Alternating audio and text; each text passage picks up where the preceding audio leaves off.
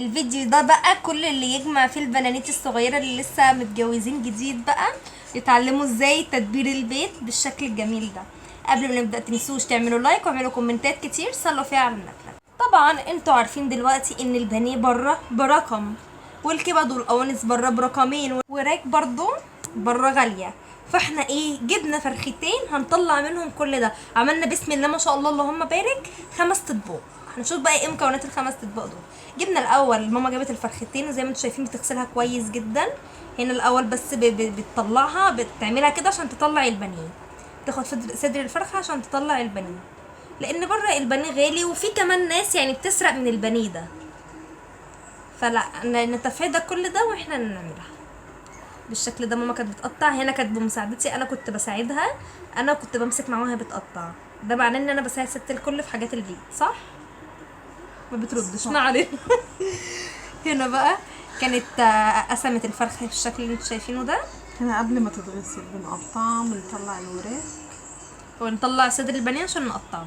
جبنا بقى المحلول اللي انتوا عارفينه، ده أهم حله حاجة. فيها ملح وفيها شويه سكر وفيها ليمون، ليمون عصرينه وقشره كمان، سكر وملح وليمون وشوية دقيق. وشويه دقيق، ونقعي فيهم بقى الفراخ، بتمتص الدم والزفاره اللي في الفراخ وكل حاجه. انسي الزفارة بقى، ده محلول كل الطيور ده. بصوا الشكل ده كده. جبنا بقى البانيه اهو هنقطعه مع بعض. ادي البانيه، يبقى كده بالنسبه للوراك عملناها، وادي البانيه. قلت لكم الفرختين دول هيلخصوا معانا حاجات كتير. واللي مش بتعرف تقطع بانيه ممكن تخلي بتاع الفراخ هو يعمل لها صدر الفراخ بانيه. بالظبط كده.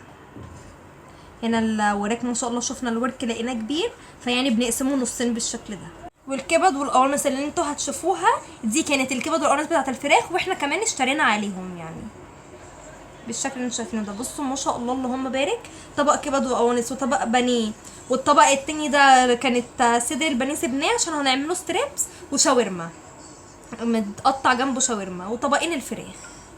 فبجد يعني ما شاء الله، انت دول عشان تشتري مثلا كل حاجه لوحدها من بره فهتبقى برقم يعني. ده طبق البانيه ده يتعمل طبقين، بس احنا ايه حاطينهم في طبق واحد. يعني لو واحدة وجوزها يبقى يتعمل طبقين. بالظبط كده. هنا بص اهو البانيه، وخدنا صدر فرخة خدنا نصه، ده يتعمل ستريبس، ده يطلع كمية برضو، ده كبير. ودول عملناهم شاورما. اصلا احنا كل الفراخ دي اتاكلت خلاص. بقاء لله فيها. وبس يا جماعه كده الفيديو بتاعنا خلص. ما تنسوش تعملوا لايك واعملوا كومنتات كتير صلوا فيها على النبي.